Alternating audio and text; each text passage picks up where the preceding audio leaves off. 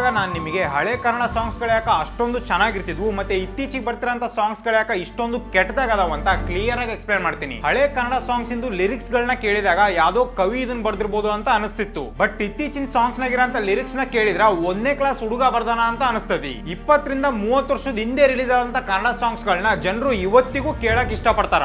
ಆದ್ರೆ ಇದೇ ವರ್ಷ ರಿಲೀಸ್ ಆಗಿರೋಂಥ ಕನ್ನಡ ಸಾಂಗ್ಸ್ ಗಳನ್ನ ಯಾರು ಕೇಳಕ್ ಇಷ್ಟಪಡಲ್ಲ. ಸೊ ಒನ್ ಟೈಮ್ ನಾಗ ಟಾಪ್ ನಾಗ ಇದ್ದಂತ ಕನ್ನಡ ಸಾಂಗ್ಸ್ ಗಳದು ಯಾಕೆ ಈ ತರ ಡೌನ್ ಫಾಲ್ ಆಗೈತೆ ಅಂತ ಈ ವಿಡಿಯೋದಾಗ ತಿಳ್ಕೊಣ ಬರ್ರಿ.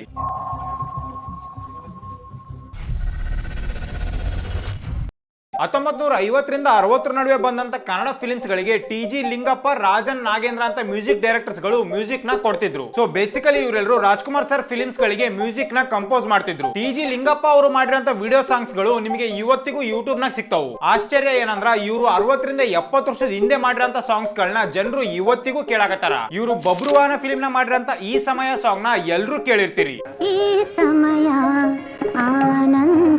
ಇನ್ನು ರಾಜನ್ ನಾಗೇಂದ್ರ ಅವರು ಮಾಡಿರೋಂತ ಅಮೇಜಿಂಗ್ ಮ್ಯೂಸಿಕ್ ಗಳನ್ನ ಮತ್ತೆ ಸಾಂಗ್ಸ್ ಗಳನ್ನ ನಾವೆಲ್ಲರೂ ಚಿಕ್ಕ ವಯಸ್ಸಿನಾಗ ಕೇಳಿ ಎಂಜಾಯ್ ಮಾಡಿವಿ. ಇವ್ರು ಮಾಡಿರೋಂತ ಆಕಾಶ ದೀಪವು ಸಾಂಗು ಇವತ್ತಿಗೂ ಜನರಿಗೂ ಬಹಳ ಇಷ್ಟ. ನೆಕ್ಸ್ಟ್ 1970 ರಿಂದ 80 ನಡುವೆ ಬಂದಂತ ಕನ್ನಡ ಸಾಂಗ್ಸ್ ಗಳಿಗೆ ಜಿ.ಕೆ. ವೆಂಕಟೇಶ್ ಮತ್ತೆ ವಿಜಯ್ ಭಾಸ್ಕರ್ ಅಂತ ಅಮೇಜಿಂಗ್ ಮ್ಯೂಸಿಕ್ ಡೈರೆಕ್ಟರ್ಸ್ ಗಳು ಮ್ಯೂಸಿಕ್ ನ ಕಂಪೋಸ್ ಮಾಡಿದ್ರು. 1971 ರಿಲೀಸ್ ಆದಂತ ಕಸ್ತೂರಿ ನಿವಾಸ ಫಿಲ್ಮ್ ಗೆ ಜಿ.ಕೆ. ವೆಂಕಟೇಶ್ ಅವರು ಅಮೇಜಿಂಗ್ ಸಾಂಗ್ಸ್ ಗಳನ್ನ ಕೊಟ್ರು. ಈ ಫಿಲ್ಮ್ ನಾಗಿರೋಂತ ಕೆಲವು ಸಾಂಗ್ಸ್ ಗಳನ್ನ ಜನರು ಇವತ್ತಿಗೂ ಕೇಳಿ ಎಂಜಾಯ್ ಮಾಡ್ತಾರೆ. ಈ ಸಾಂಗ್ ಕೆಳಗಡೆ ಇರೋಂತ ಕಮೆಂಟ್ಸ್ ನ ನೋಡಿ ನೀವು ಹೇಳ್ಬೋದು ಇವತ್ತಿಗೂ ಜನರು ರೆಗ್ಯುಲರ್ ಆಗಿ ಈ ಸಾಂಗ್ ನ ಕೇಳಾಕತ್ತಾರ ಅಂತ. ಈ ಸಾಂಗ್ ಮತ್ತೆ ಫಿಲ್ಮ್ ಎಷ್ಟೊಂದು ಐಕಾನಿಕ್ ಐತಂದ್ರ 43 ವರ್ಷ ಆದ್ಮೇಲೆ ರಿಲೀಸ್ ಮಾಡಿದ್ರು ಕೂಡ ಈ ಸಾಂಗ್ ನ ಥಿಯೇಟರ್ ಗೆ ಜನರು ಕೇಳಿ ಎಂಜಾಯ್ ಮಾಡಿದ್ರು ಮತ್ತೆ ಸೆಲೆಬ್ರೇಟ್ ಮಾಡಿದ್ರು.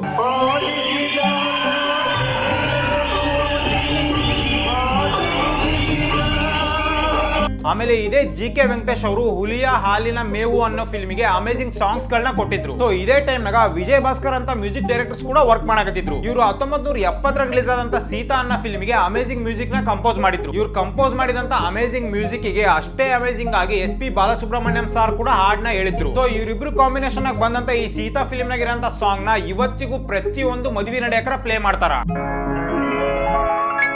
ಮದುವೆಯ ಬಂಧ ಅನುರಾಗದ ಅನುಬಂಧ ಈ ಒಂದು ಟೈಮ್ ಪೀರಿಯಡ್ ನಾಗ ಬಂದಂತ ಸಾಂಗ್ಸ್ ಗಳನ್ನ ಎವರ್ ಗ್ರೀನ್ ಸಾಂಗ್ಸ್ ಗಳಂತಾನೆ ಹೇಳ್ಬೋದು. ಕರ್ನಾಟಕದಾಗಿರಂತ 90% ಜನರು ಇದುವರೆಗೂ ಕೇಳಿ ಎಂಜಾಯ್ ಮಾಡಿರೋಂತ ಸಾಂಗ್ಸ್ ಗಳು ಇದೇ ಟೈಮ್ ಪೀರಿಯಡ್ ನಾಗ ಬಂದಿದ್ವು. ಫಾರ್ ಎಕ್ಸಾಂಪಲ್ ಬಾನಿಗೊಂದು ಎಲ್ಲೇ ಎಲ್ಲಿದೆ, ನಗು ನಗುತ್ತಾ ನೀ ಬರುವೆ, ಆಮೇಲೆ ಬಂಗಾರದ ಮನುಷ್ಯ ಫಿಲ್ಮ್ ನಾಗಿರೋಂತ ಪ್ರತಿಯೊಂದು ಸಾಂಗ್ ಕೂಡ ಇದೇ ಟೈಮ್ ಪೀರಿಯಡ್ ನಾಗ ಬಂದಿದ್ದು.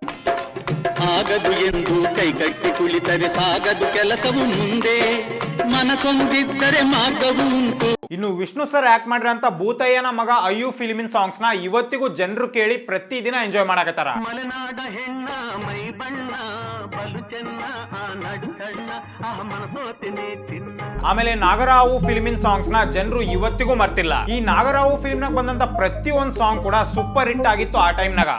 ಈ ಅಂಜದ ಎದೆಯಲ್ಲಿ ನಂಜೇ ಇಲ್ಲ ಹೊಕ್ಕುವ ಆಳಲ್ಲ. ಸೊ ಈ ಒಂದು ಟೈಮ್ ಪೀರಿಯಡ್ ನ ಕನ್ನಡ ಫಿಲ್ಮಿನ್ ಸಾಂಗ್ಸ್ ಗಳಿಗೆ ಗೋಲ್ಡನ್ ಟೈಮ್ ಪೀರಿಯಡ್ ಅಂತಾನೆ ಹೇಳ್ಬೋದು ನಾವು. ಇಲ್ಲಿವರೆಗೂ ಕನ್ನಡ ಫಿಲ್ಮ್ಸ್ ಗಳು ಬರೀ ಫ್ಯಾಮಿಲಿ ಓರಿಯೆಂಟೆಡ್ ಇರ್ತಿದ್ವು ಅಥವಾ ಸೋಷಿಯಲ್ ಮೆಸೇಜ್ ಗಳನ್ನ ಕೊಡ್ತಿದ್ವು. ಸೊ ಈ ಇಡೀ ಫಾರ್ಮೆಟ್ ನ ಚೇಂಜ್ ಮಾಡಿದಂತ ವ್ಯಕ್ತಿ ಈ ಟೈಮ್ ಪೀರಿಯಡ್ ನಾಗ ಫಿಲ್ಮ್ಸ್ ಗೆ ಎಂಟ್ರಿ ಕೊಡ್ತಾನ. ಅವ್ರ ಹೆಸರೇ ಕ್ರೇಜಿ ಸ್ಟಾರ್ ರವಿಚಂದ್ರನ್. ಸೊ 1980 ರಿಂದ ನೆಕ್ಸ್ಟ್ ಬಂದಂತ ಸಾಂಗ್ಸ್ ಗಳಾಗ 90% ಹಿಟ್ ಆದಂತ ಸಾಂಗ್ಸ್ ಗಳು ಎಲ್ಲ ರವಿಚಂದ್ರನ್ ಸರ್ ಫಿಲ್ಮ್ಸ್ ಇನವೇ. ಆಮೇಲೆ ಹಂಸಲೇಖ ಅಂತ ಹೊಸ ಮ್ಯೂಸಿಕ್ ಕಂಪೋಸರ್ ಬಂದು ರವಿಚಂದ್ರನ್ ಸರ್ ಪ್ರತಿಯೊಂದು ಫಿಲ್ಮಿಗೂ ಅಮೇಜಿಂಗ್ ಮ್ಯೂಸಿಕ್ ನ ಕಂಪೋಸ್ ಮಾಡಿ ಕೊಡ್ತಿದ್ರು. ಸೊ ಹಂಸಲೇಖ ಸರ್ ಮತ್ತೆ ರವಿಚಂದ್ರನ್ ಸರ್ ಇಬ್ರು ಸೇರಿ ಅಮೇಜಿಂಗ್ ಎವರ್ ಗ್ರೀನ್ ಸಾಂಗ್ಸ್ ಗಳನ್ನ ಈ ಒಂದು ಟೈಮ್ ಪೀರಿಯಡ್ ನಾಗ ಕನ್ನಡ ಫಿಲ್ಮ್ ಇಂಡಸ್ಟ್ರಿಗೆ ಕೊಟ್ರು. ಆ ಒಂದು ಟೈಮ್ ನಾಗ ಇವರಿಬ್ರು ಮಾಡ್ತಿದ್ದಂತ ಫಿಲ್ಮ್ಸ್ ಗಳಾಗ ಮೇನ್ ಪ್ರಿಫರೆನ್ಸ್ ನ ಮ್ಯೂಸಿಕ್ ಗೆ ಕೊಡ್ತಿದ್ರು. ಎಷ್ಟೋ ಜನ ಬರೀ ಸಾಂಗ್ಸ್ ಗಳನ್ನ ಕೇಳಕ್ಕೋಸ್ಕರ ಥಿಯೇಟರ್ ಹೋಗಿ ಇಡೀ ಫಿಲ್ಮ್ ನ ನೋಡ್ತಿದ್ರು. ಇದಕ್ಕ ಬೆಸ್ಟ್ ಎಕ್ಸಾಂಪಲ್ ಅಂದ್ರ 1987 ರಿಲೀಸ್ ಆದಂತ ಪ್ರೇಮ ಲೋಕ ಫಿಲ್ಮ್. ಇವತ್ತಿಗೂ ಸ್ಕೂಲ್ ಮತ್ತೆ ಕಾಲೇಜಸ್ ಗಳಾಗ ಫಂಕ್ಷನ್ ಇದ್ದಾಗ ಸ್ಟೂಡೆಂಟ್ಸ್ ಗಳು ಈ ಫಿಲ್ಮಿನ್ ಸಾಂಗ್ಸ್ ಗಳಿಗೆ ಡ್ಯಾನ್ಸ್ ಮಾಡೋದು. ಲೋಕದಿಂದ ತಂದ ಪ್ರೇಮದ ಸಂದೇಶ ಭೂಮಿಯಲ್ಲಿ ಹಾಡಿ ತಿಳಿಸೋಣ.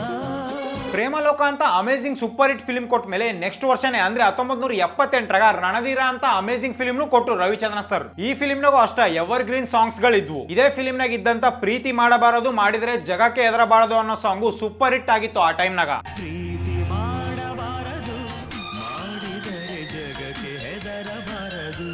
ನೆಕ್ಸ್ಟ್ 1993 ಬಂದಂತ ಮನೆ ದೇವರು ಫಿಲ್ಮ್ ನ ಕೂಡ ರವಿಚಂದ್ರನ್ ಸರ್ದು ಅಮೇಜಿಂಗ್ ಸಾಂಗ್ಸ್ ಗಳು ಇದ್ವು.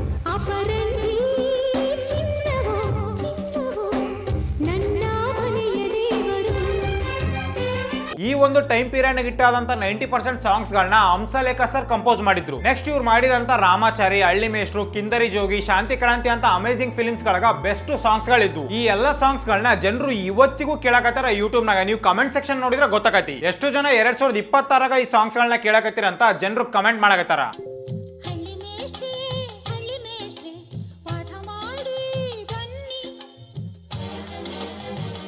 ಈ ಒಂದ್ ಟೈಮ್ ನಾಗ ರವಿಚಂದ್ರನ್ ಸರ್ ಅಷ್ಟೇ ಅಲ್ಲದೆ ಬೇರೆ ಹೀರೋ ಸಾಂಗ್ಸ್ ಗಳು ಕೂಡ ಬಹಳ ಚೆನ್ನಾಗಿರ್ತಿದ್ವು. ಆಮೇಲೆ ಈ ಎಲ್ಲಾ ಸಾಂಗ್ಸ್ ಗಳು ಕಲ್ಚರಲ್ ಇಂಪ್ಯಾಕ್ಟ್ ನ ಮಾಡ್ತಿದ್ವು. ಇದಕ್ಕ ಬೆಸ್ಟ್ ಎಕ್ಸಾಂಪಲ್ ಅಂದ್ರ ವೀರಪ್ಪ ನಾಯಕ ಫಿಲ್ಮ್ ನಾಗಿರಂತ ಸಾಂಗ್. ಭಾರತಾಂಬೆ ನಿನ್ನ ಜನ್ಮದಿನ.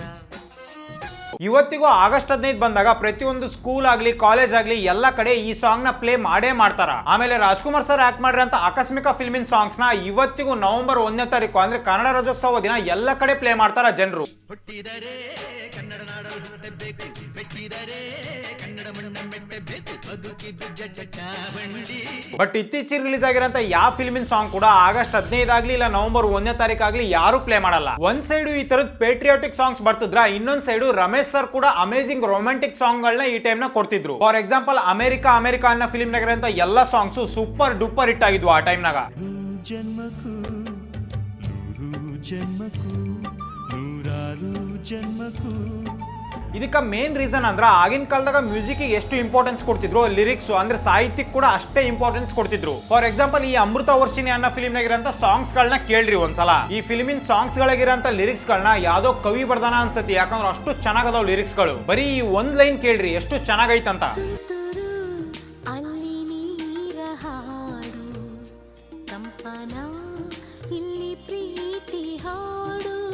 ಈಗಿನ ಕಾಲದಾಗ ರಿಲೀಸ್ ಆಗಿರೋಂತ ಎಲ್ಲಾ ಸಾಂಗ್ಸ್ ತೆಗೆದು ನೋಡಿದ್ರು ಈ ತರದ್ ಒಂದೇ ಒಂದ್ ಲೈನ್ ಸಿಗಲ್ಲ ನಿಮಗೆ. ಆಮೇಲೆ ಇದೇ ಫಿಲ್ಮ್ ನಾಗ ಬರೋ ಅಂತ ಬೇರೆ ಬೇರೆ ಸಾಂಗ್ಸ್ ಕೂಡ ಬಹಳ ಬ್ಯೂಟಿಫುಲ್ ಇದ್ವು. ಆಮೇಲೆ ಇವತ್ತಿಗೂ ಬಹಳ ಜನ ಲವರ್ಸ್ ಗಳು ಕೇಳಂತ ಟೈಟಾನಿಕ್ ಹೀರೋಯಿನ್ ನನ್ನ ಚೆಲುವೆ ಸಾಂಗ್ ಕೂಡ ಇದೇ ಟೈಮ್ ಪೀರಿಯಡ್ ನಾಗ ಬಂದಿತ್ತು. ಆಮೇಲೆ ರವಿಚಂದ್ರನ್ ಸರ್ ಮಾಡಿರೋಂತ ಪ್ರೀತ್ಸೋ ತಪ್ಪ ಫಿಲ್ಮಿನ್ ಸಾಂಗ್ಸ್ ನ ಇವತ್ತಿಗೂ ನಾವು ಎಂಜಾಯ್ ಮಾಡ್ತೀವಿ, ನೀವು ಎಂಜಾಯ್ ಮಾಡ್ತೀರಾ. ಕುಶಲವೇ ಕ್ಷೇಮವೇ ಅನ್ನೋ ಎವರ್ಗ್ರೀನ್ ಸಾಂಗ್ ಕೂಡ ಇದೇ ಟೈಮ್ ನಾಗ ಬಂದಿತ್ತು.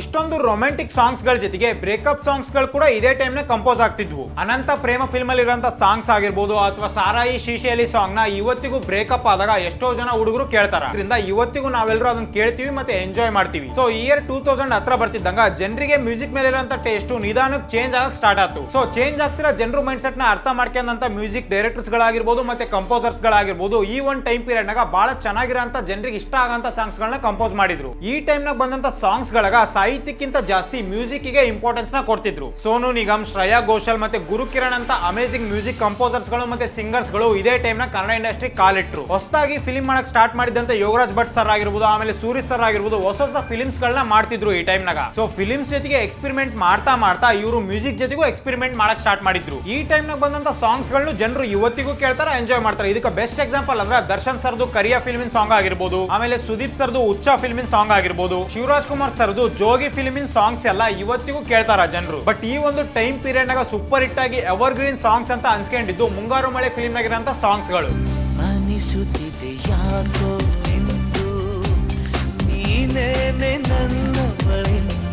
ಆಮೇಲೆ ಸೂರಿ ಸರ್ ಡೈರೆಕ್ಟ್ ಮಾಡಿರೋಂತ ಇಂತಿ ನಿನ್ನ ಪ್ರೀತಿಯ ಫಿಲ್ಮ್ ನಾಗಿರೋಂತ ಸಾಂಗ್ಸ್ ಗಳು ನನಗೆ ಇವತ್ತಿಗೂ ಅಂಡರ್ ರೇಟೆಡ್ ಸಾಂಗ್ಸ್ ಗಳು ಅಂತ ಅನ್ಸ್ತತಿ. ನೆಕ್ಸ್ಟ್ ಬಂದಂತ ಚೆಲುವಿನ ಚಿತ್ತಾರ, ಯಜಮಾನ, ಸಜನಿ ಫಿಲ್ಮ್ಸ್ ನಾಗಿರೋಂತ ಸಾಂಗ್ಸ್ ಗಳು ಜನರಿಗೆ ಬಹಳ ಇಷ್ಟ ಆಗಿದ್ವು ಆ ಟೈಮ್ ನಾಗ. ಸೊ 50 ವರ್ಷದಿಂದ ಕಂಟಿನ್ಯೂಸ್ ಆಗಿ ಸೂಪರ್ ಹಿಟ್ ಸಾಂಗ್ಸ್ ನ ಕೊಟ್ಟಂತ ಕನ್ನಡ ಇಂಡಸ್ಟ್ರಿ ಸಾಂಗ್ಸ್ ಗಳು ಡೌನ್ ಫಾಲ್ ಸ್ಟಾರ್ಟ್ ಆಗಿದ್ದು 2010ರಿಂದ. ಯಾಕಂದ್ರೆ ಇಲ್ಲಿ ಬಂದಂತ ಸಾಂಗ್ಸ್ ಗಳಾಗ ಮುಂಚೆ ಇದ್ದಂತ ಫೀಲ್ ಇರ್ತಿರ್ಲಿಲ್ಲ, ಮತ್ತೆ ಲಿರಿಕ್ಸ್ ಗಳ ಕೂಡ ಅಷ್ಟೊಂದು ವೇಟೇಜ್ ಇರ್ತಿದ್ದಿಲ್ಲ, ಸಾಹಿತ್ಯಕ್ಕೆ ಅರ್ಥನೇ ಇರ್ತಿದ್ದಿಲ್ಲ. ಐಟಮ್ ಸಾಂಗ್ಸ್ ಗಳ ಕಲ್ಚರ್ ಸ್ಟಾರ್ಟ್ ಆಗಿದ್ದೆ ಈ ಒಂದ್ ಟೈಮ್ ಪೀರಿಯಡ್ ಇಂದ. ಸೊ ಮುಂಚೆ ಬಹಳ ಬ್ಯೂಟಿಫುಲ್ ಆಗಿ ಕಂಪೋಸ್ ಆಗ್ತಿದ್ದಂತ ಸಾಂಗ್ಸ್ ಗಳನ್ನ ಈ ಐಟಮ್ ಸಾಂಗ್ಸ್ ಅನ್ನ ಕಲ್ಚರ್ ಬಂದು ಎಲ್ಲಾ ಹಾಳು ಮಾಡ್ಬಿಡ್ತು. ಯಾಕಂದ್ರೆ ಈ ಐಟಮ್ ಸಾಂಗ್ಸ್ ಗಳಾಗ ಮ್ಯೂಸಿಕ್ ಗಿಂತ ಜಾಸ್ತಿ ವಿಜುವಲ್ಸ್ ಗೆ ಇಂಪಾರ್ಟೆನ್ಸ್ ಕೊಡ್ತಿದ್ರು. ಫಾರ್ ಎಕ್ಸಾಂಪಲ್ ಹೆಣ್ಮಕ್ಳು ಬಾಡಿನ ಅಬ್ಜೆಕ್ಟಿಫೈ ಮಾಡೋದು, ಆಮೇಲೆ ಲಿರಿಕ್ಸ್ ಗಳು ಕೂಡ ಹೆಣ್ಮಕ್ಳು ಬಾಡಿ ಪಾರ್ಟ್ ಗಳ ಬಗ್ಗೆ ಇರ್ತಿದ್ವು. ಈ ಟೈಮ್ ಪೀರಿಯಡ್ ನಾಗ ಇಷ್ಟೊಂದು ಕೆಟ್ಟ ಸಾಂಗ್ಸ್ ಗಳು ಬಂದ್ರು ಕೂಡ ಒಳ್ಳೆ ಸಾಂಗ್ಸ್ ಗಳು ಬಂದಿದ್ವು. ಫಾರ್ ಎಕ್ಸಾಂಪಲ್ ಗೂಗ್ಲಿ, ಲೂಸಿಯಾ, ಉಳಿದವರು ಕಂಡಂತೆ ಫಿಲ್ಮ್ ಆಗಿರೋಂತ ಸಾಂಗ್ಸ್ ಗಳು ಆ ಟೈಮ್ ನಾಗ ಬಹಳ ಇಷ್ಟ ಆಗಿದ್ವು ಜನರಿಗೆ. ಬಟ್ ಈ ಟೈಮ್ ನಾಗ ಬಂದಂತ 90% ಸಾಂಗ್ಸ್ ಗಳಿಗೆ ಮುಂಚೆ ಬರ್ತಿದ್ದಂತ ಸಾಂಗ್ಸ್ ಗಳು ಕ್ರಿಯೇಟ್ ಮಾಡಿದಂತ ಮ್ಯಾಜಿಕ್ ಮ್ಯೂಸಿಕ್ ನ ಕ್ರಿಯೇಟ್ ಮಾಡಕ್ ಆಗ್ಲಿಲ್ಲ. ಇದಕ್ಕ ಮೇನ್ ರೀಸನ್ ಅಂದ್ರ ಲಿರಿಕ್ಸ್ ಕಡೆಗೆ ಗಮನ ಕೊಡದೇ ಇರೋದು. ಮುಂಚೆ ಬರ್ತಿದ್ದಂತ ಸಾಂಗ್ಸ್ ಗಳಾಗ ಒಂದು ಅರ್ಥ ಇರ್ತಿತ್ತು, ಯಾಕಂದ್ರೆ ಸಾಹಿತ್ಯಕ್ಕೆ ಅಷ್ಟು ವೇಟೇಜ್ ಇರ್ತಿತ್ತು. ಈ ಟೈಮ್ ಪೀರಿಯಡ್ ನಾಗ ಬಂದಂತ ಸಾಂಗ್ಸ್ ಗಳಾಗ ಬರೀ ಕ್ಯಾಚಿ ಮ್ಯೂಸಿಕ್ ಇರ್ತಿತ್ತೆ ಹೊರತು ಒಳ್ಳೆ ಸಾಹಿತ್ಯ ಇರ್ತಿದ್ದಿಲ್ಲ. ಆಮೇಲೆ ಇಂಡಿವಿಜುವಲ್ ಸಿಂಗರ್ಸ್ ಕೂಡ ಇದೇ ಟೈಮ್ ಪೀರಿಯಡ್ ನಾಗ ಬಂದ್ರು. ಫಾರ್ ಎಕ್ಸಾಂಪಲ್ ಚಂದನ್ ಶೆಟ್ಟಿ ಆಗಿರ್ಬೋದು, ಆಲೋಕೆ, ಆಮೇಲೆ ರಾಹುಲ್ ಡಿಟ್ಟೋ. ಸೋಷಿಯಲ್ ಮೀಡಿಯಾ ಈ ಟೈಮ್ ನಾಗ ಬೂಮ್ ಆಗಿದ್ರಿಂದ ಈ ತರ ಇಂಡಿವಿಜುವಲ್ ಸಿಂಗರ್ಸ್ ಕೂಡ ಬಹಳ ಪಾಪ್ಯುಲರ್ ಆದ್ರು ಆ ಟೈಮ್ ನಾಗ. ಸೊ ಟೈಮ್ ಜೊತೆಗೆ ಜನರು ಟೇಸ್ಟ್ ಕೂಡ ಮ್ಯೂಸಿಕ್ ಮೇಲೆ ಚೇಂಜ್ ಆಗ್ತಾ ಹೋತು. ಮುಂಚೆ ಬರ್ತಿದ್ದಂತ ಪ್ರತಿಯೊಂದು ಕನ್ನಡ ಫಿಲ್ಮ್ ನಾಗ ಇರೋಂತ ಸಾಂಗ್ಸ್ ಗಳು ಹಿಟ್ ಹಾಕಿದ್ವು. ಬಟ್ 2020 ಆದ್ಮೇಲೆ ಬಂದಂತ ಕನ್ನಡ ಸಾಂಗ್ಸ್ ಗಳನ್ನ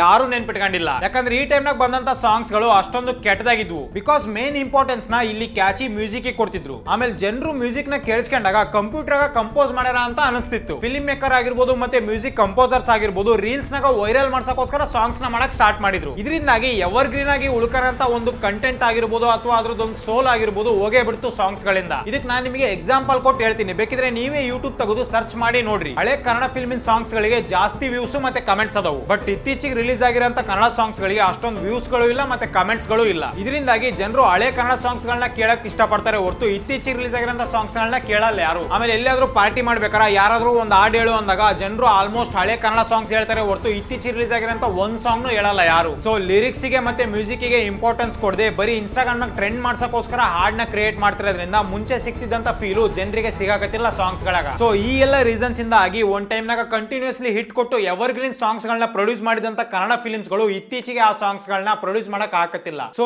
ಈ ರೀಸನ್ ಇಂದಾಗಿ ಒಂದ್ ಟೈಮ್ ನಾಗ ಎವರ್ ಗ್ರೀನ್ ಸಾಂಗ್ಸ್ ಕೊಡ್ತಿದ್ದಂತ ಕನ್ನಡ ಫಿಲ್ಮಿನ ಸಾಂಗ್ಸ್ ಗಳದು ಈ ಲೆವೆಲ್ ಗೆ ಡೌನ್ ಫಾಲ್ ಆಗೈತೆ. ಸೊ ನಿಮಗೆ ಏನಾದ್ರು ಈ ವಿಡಿಯೋ ಇಷ್ಟ ಆಗಿದ್ರೆ ಲೈಕ್, ಶೇರ್, ಸಬ್ಸ್ಕ್ರೈಬ್ ಮಾಡ್ರಿ. ಮತ್ತೆ ಕನ್ನಡ ಫಿಲ್ಮಿನ ಸಾಂಗ್ಸ್ ಡೌನ್ ಫಾಲ್ ಆಗ ಮತ್ತೆ ಏನೇನ್ ರೀಸನ್ ಇರ್ಬೋದು ಅಂತ ಕಮೆಂಟ್ ಸೆಕ್ಷನ್ ಕಮೆಂಟ್ ಮಾಡ್ರಿ.